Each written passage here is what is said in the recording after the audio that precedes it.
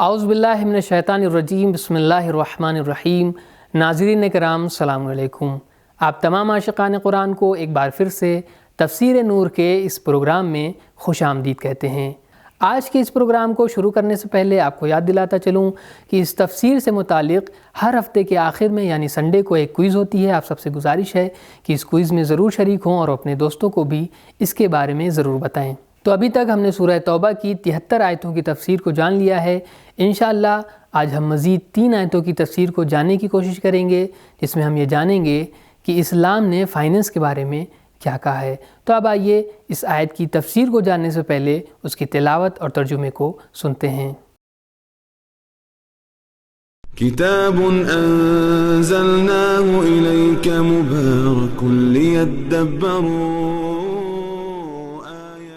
بسم اللہ الرحمن الرحیم يحلفون بالله ما قالوا ولقد قالوا كلمة الكفر وكفروا بعد إسلامهم وهموا بما لم ينالوا وما نقموا إلا أن أغناهم الله ورسوله من فضله فَإِن يَتُوبُوا يَكُ خَيْرًا لَّهُمْ وَإِن يَتَوَلَّوْا يُعَذِّبْهُمُ اللَّهُ عَذَابًا أَلِيمًا فِي الدُّنْيَا وَالْآخِرَةِ وَمَا لَهُمْ فِي الْأَرْضِ مِن وَلِيٍّ وَلَا نَصِيرٍ۔ منافقین خدا کی قسم کھاتے ہیں کہ انہوں نے کفر آمیز بات نہیں کی، جبکہ انہوں نے کفر کی بات کہی ہے اور وہ اسلام لانے کے بعد کافر ہو گئے ہیں، اور انہوں نے ایسے کام قتل پیغمبر کا ارادہ کیا جسے وہ حاصل نہ کر سکے، اور انہیں اس بات پر غصہ ہے کہ اللہ اور اس کے رسول نے اپنے فضل سے ان کو مالا مال کر دیا ہے۔ پس اگر وہ توبہ کر لیں تو ان کے لیے بہتر ہے، اور اگر وہ منہ پھیر لیں تو اللہ انہیں دنیا و آخرت میں دردناک عذاب میں مبتلا کرے گا، اور روئے زمین پر نہ ان کا کوئی کارساز ہوگا اور نہ مددگار۔ ترجمے کے بعد اب آئیے آیت کے نکات پر گفتگو کرتے ہیں۔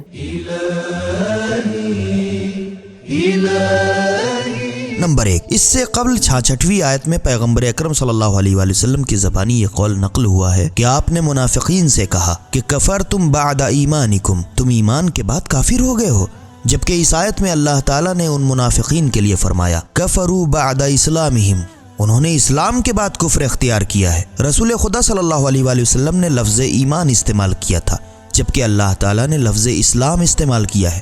اس کی وجہ یہ ہے کہ حضرت صلی اللہ علیہ وآلہ وسلم نے ظاہری حالت دیکھ کر انہیں مومن تصور کیا تھا، جبکہ اللہ دل میں چھپے ہوئے رازوں کو بہتر جانتا ہے، اسی لیے انہیں مسلمان کہا ہے، مومن نہیں کہا۔ تفسیر المیزان۔ نمبر 2، یہ آیت مجیدہ ان تمام سازشوں کو ظاہر کرتی ہے جو منافقین نے رسول اکرم صلی اللہ علیہ وآلہ وسلم اور اسلام کے خلاف کی تھیں، جبکہ بہت سی شیعہ و سنی تفاسیر میں یہ بھی کہا گیا ہے کہ اس آیت سے لیلۃ العقبہ کی سازش کی طرف اشارہ کیا گیا ہے۔ یہ لیلۃ العقبہ کیا ہے آئیے جانتے ہیں۔ منافقین نے تبوک سے واپسی پر ایک رات رسول اکرم صلی اللہ علیہ وآلہ وسلم کے قتل کا منصوبہ تیار کیا تھا، اور یہ طے کیا تھا کہ جب حضرت صلی اللہ علیہ وآلہ وسلم کی اونٹنی گھاٹی سے گزرنے لگے تو ہم وہاں گھات لگا کر اونٹنی کو ڈرائیں گے، جس کے نتیجے میں وہ بھدک جائے گی، اور حضرت صلی اللہ علیہ وآلہ وسلم وہاں گر پڑیں گے اور ہم ان کا کام تمام کر دیں گے۔ لیکن ان کا منصوبہ ظاہر ہو گیا اور وہ اپنے مقصد کے حصول میں ناکام رہے۔ وَحَمُّوا بِمَا لَمْ يَنَالُوا،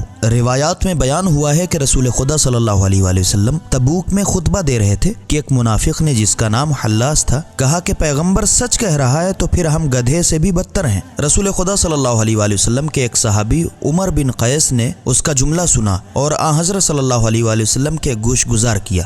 حضرت صلی اللہ علیہ وآلہ وسلم نے اسے بلایا اور اس سے باز پرس کی۔ اس نے الزام کی صحت سے انکار کر دیا۔ عامر بن قیس کا اظہار تھا کہ اس نے یہ نازیبہ گفتگو کی ہے۔ نبی اکرم صلی اللہ علیہ وآلہ وسلم نے دونوں سے فرمایا کہ ممبر کے پاس آ کر اپنی اپنی صداقت کی قسم کھائیں۔ چنانچہ دونوں نے قسمیں کھا کر اپنی اپنی صداقت کا یقین دلایا۔ جب یہ آیت نازل ہوئی تو حلاس نامی منافق کو سخت شرمندگی اٹھانی پڑی۔ تفسیر المیزان۔ حلاس نامی منافق اور لیلۃ العقبہ کے بارے میں جاننے کے بعد اب آئیے اس آیت کے پیغام کو جانتے ہیں۔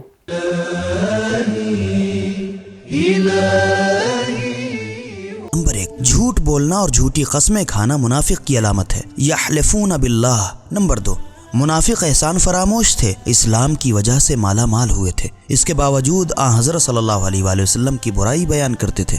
وَمَا نَقَمُوا إِلَّا أَنْ أَغْنَاهُمُ اللَّهُ۔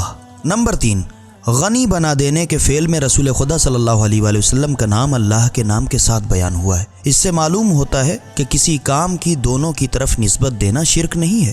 اغناہم اللہ ورسولہ۔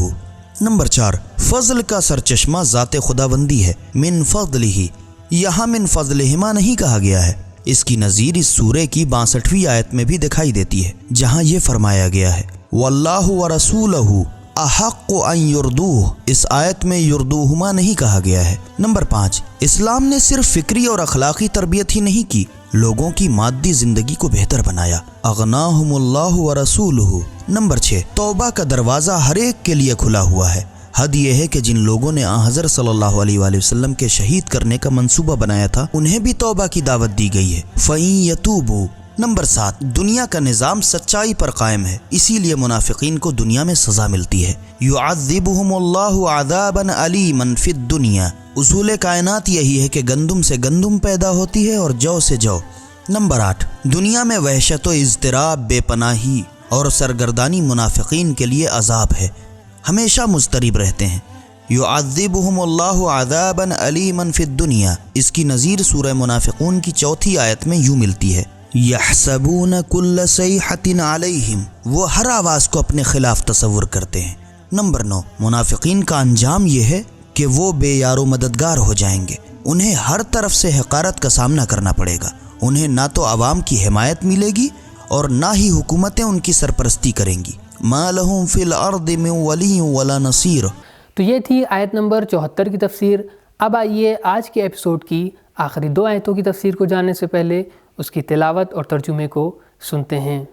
بسم اللہ الرحمن الرحیم۔ ومنهم من عاهد الله لئن آتانا من فضله لنصدقن ولنكونن من الصالحين فلما آتاهم من فضله بخلوا به وتولوا وهم معرضون۔ اور ان میں سے کچھ ایسے بھی ہیں جنہوں نے اللہ سے عہد کر رکھا تھا کہ اگر خدا نے اپنے فضل سے نوازا تو ہم ضرور صدقہ دیں گے اور ضرور نیک لوگوں میں سے ہو جائیں گے، لیکن جب اللہ نے انہیں اپنے فضل سے نوازا تو وہ اس میں بخل کرنے لگے اور اس عہد سے پشت کر کے روگردانی کرنے لگے۔ ترجمے کے بعد اب آئیے نکات پر بھی گفتگو کرتے ہیں۔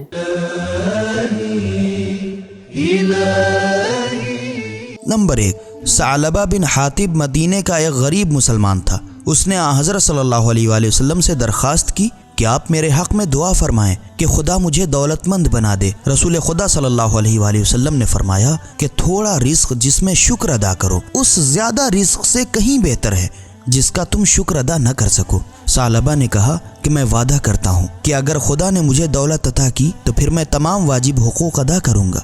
حضرت صلی اللہ علیہ وآلہ وسلم نے دعا فرمائی، اس کے پاس اتنی دولت آ گئی کہ اس نے جمعہ جماعت میں شرکت چھوڑ دی۔ حضرت صلی اللہ علیہ وآلہ وسلم کی طرف سے عامل زکوٰۃ اس سے زکوٰۃ لینے گئے تو اس نے کہا کہ ہم مسلمان ہیں، جزیہ نہیں دیں گے۔ تفسیر نور الثقلین۔ فخر رازی لکھتے ہیں کہ وہ اپنے اس انکار کے بعد پشیمان ہوا اور زکوٰۃ کا مال لے کر حضرت صلی اللہ علیہ وآلہ وسلم کی خدمت میں حاضر ہوا، لیکن حضرت صلی اللہ علیہ وآلہ وسلم نے زکوٰۃ لینے سے انکار کر دیا۔ جی ہاں، انسان کو اپنے نفع اور نقصان کا صحیح علم نہیں ہے، اس لیے وہ بعض اوقات ایسی چیز کا سوال کرتا ہے جو اس کے حق میں نقصان دہ ہوتی ہے۔ بہتری اس میں ہے کہ انسان خدا کے عطا کردہ رزق پر قانع رہے۔ خدا سے ایسی ہی بدعہدی کی مثال سورہ اعراف میں بھی ملتی ہے۔ دعوا اللہ ربہما لئن آتیتنا صالحا لنکونن من الشاکرین فلما آتاہما صالحا جعل له شرکاء۔ سورہ اعراف آیت نمبر 189 اور 190۔ میاں بیوی دونوں نے اپنے رب سے دعا کی کہ اگر تو نے ہمیں صحیح سالم بچہ دے دیا تو ہم ضرور تیرے شکر گزاروں میں سے بنیں گے، اور جب خدا نے انہیں سالم بچہ دے دیا تو دونوں اس کی عطا میں دوسروں کو شریک ٹھہرانے لگے۔ نکات میں ہم نے جانا کہ بہت ساری ایسی چیزیں ہیں کہ جو ہمارے حق میں بہتر نہیں ہوتی ہیں، اور کبھی کبھی یہ چیزیں راہ حق سے دور کرنے کا سبب بھی بنتی ہیں۔ اب آئیے اس آیت کے پیغام کو بھی جانتے ہیں۔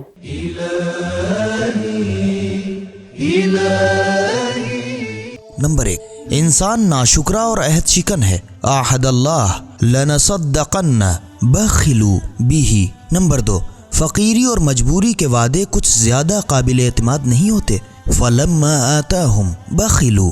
نمبر 3، نالائق اور کمظرف شخص کے لیے نعمت بھی عذاب بن جاتی ہے. اگر دولت ایمان کی خرابی کا سبب نہ بنے تو وہ قابل قدر ہے. آتاہم من فضلہ تولوا وہم معرضون. نمبر 4، مال دنیا سے دل لگانے سے انسان بدبخت بن جاتا ہے، اور جو بھی زکوٰۃ صدقات کی ادائیگی میں بخل کرے تو آہستہ آہستہ دین سے روگردانی اختیار کر لیتا ہے. بخلوا وہم معرضون.